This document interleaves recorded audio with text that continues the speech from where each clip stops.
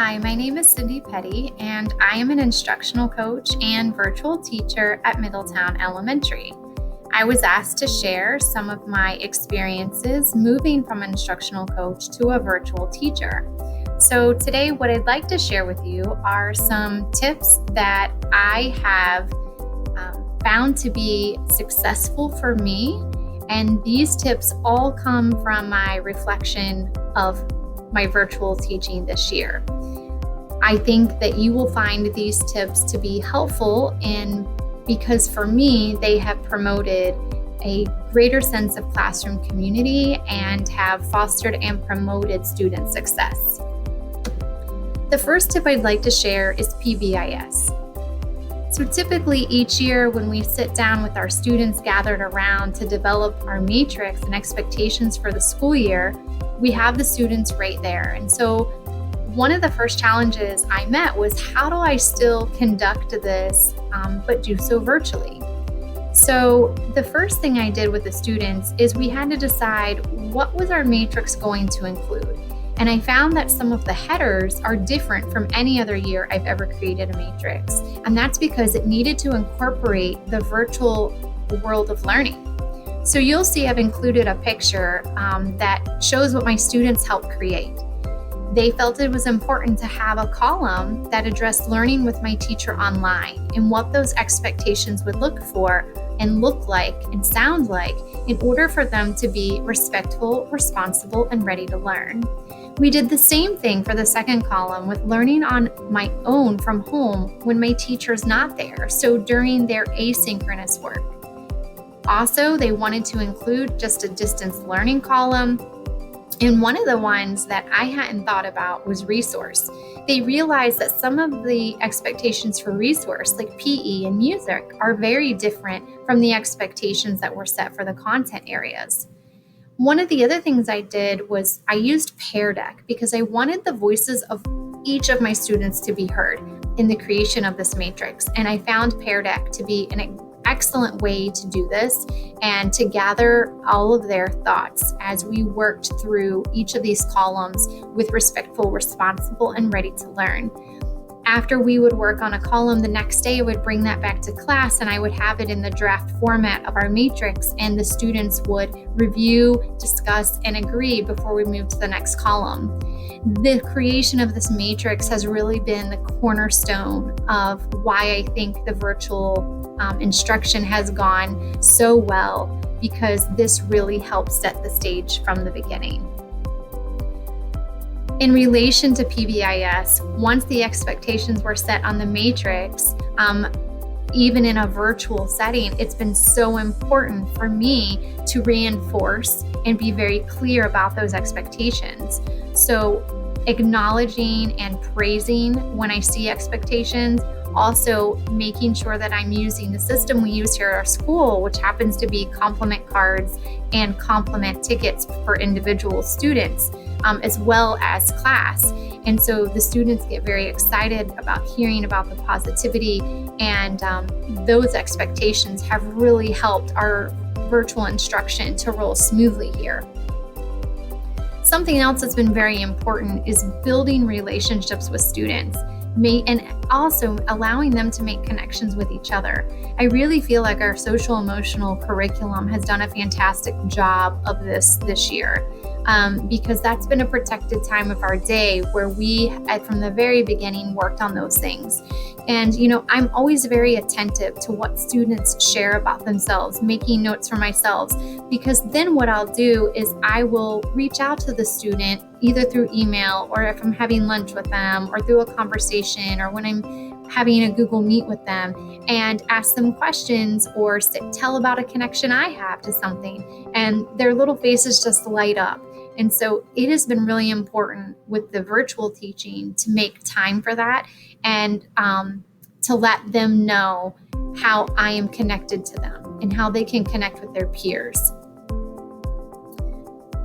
Something else that's been really important for me and the virtual teachers here to be successful is using our provided resources. By that, I'm talking about HMH and Go Math and FOSS, and using our 5 Ponds Press, just a few examples. But using those resources and working together with my colleagues to work and plan collaboratively, we've accomplished so much more in our mission together than alone. And so I can't speak enough to the importance of using those resources and then together coming up with ways to make those resources work digitally for our virtual students. Once I have the instruction planned, the next thing I layer in is how am I going to engage the students with the resources and materials that I'm using. And so I'll say at the beginning of my experience, I started out simple, and I found that simple worked best. Starting with just a shared Google Doc where my students all had the opportunity to share their thoughts within a shared doc was one of the easiest ways I started, but I have found the easiest way has actually paid off in one of the biggest ways. I use shared Google Docs on a daily basis. They love being able to scroll the document, seeing the thoughts of their peers. They make connections with one another. And so that has been very successful for me. As I feel comfortable with one way of engaging my students, then I'll layer in a new engagement technique. And I'll work sometimes with my ITC or with other teachers with techniques that they're using. But I always remind myself, just use one at a time. I don't need to be using all of them at once because I find that there's also a learning curve for the students. And so just my best bit of advice is layer these in as your students are ready. And then that kind of builds up the bank of engagement techniques. My next tip would be holding students accountable.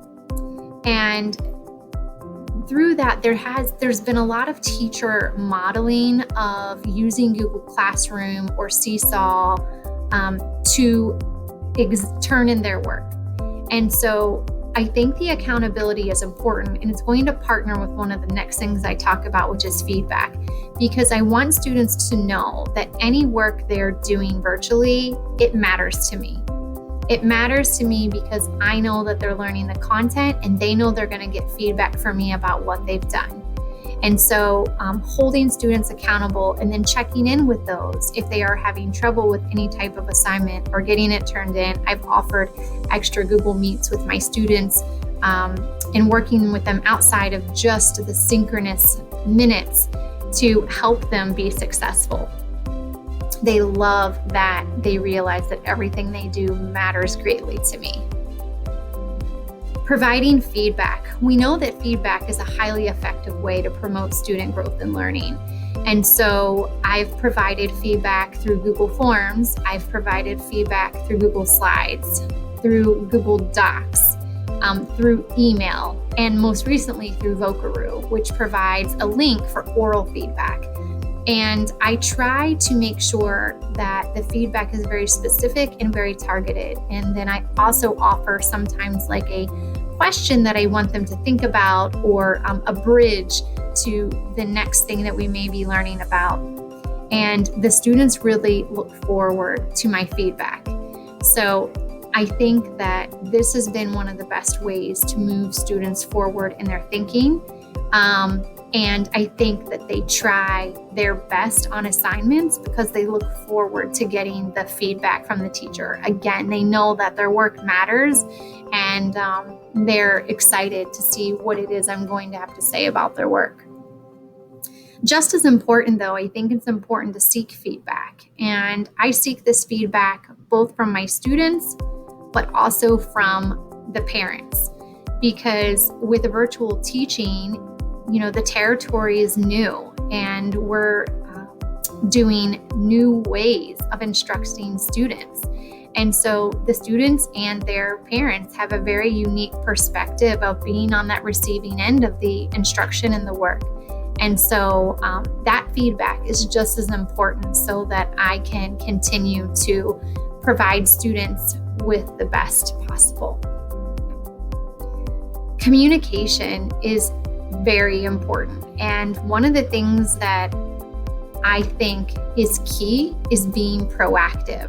So reaching out to parents and communicating with them and their child before the parents do the opposite. I just think it really sets the stage and lets parents know how much you care about their child and about their success. And then it also lets parents know that you are there for them and that you're willing to do whatever it takes to help their child be successful.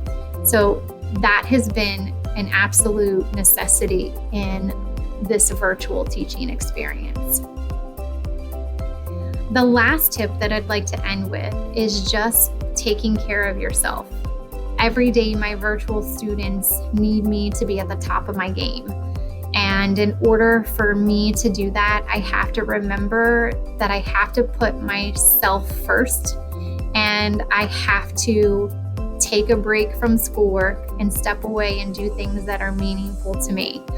Now, that doesn't mean in my head I don't have ideas swirling about, oh, how could I make that Google slide better?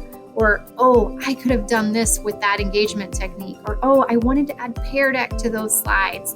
Those are thoughts that now with this virtual teaching experience that are always swirling around in my head.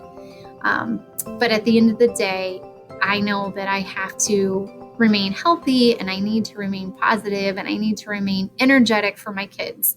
And so taking care of myself, I think, is really important. And I would encourage you to do the same.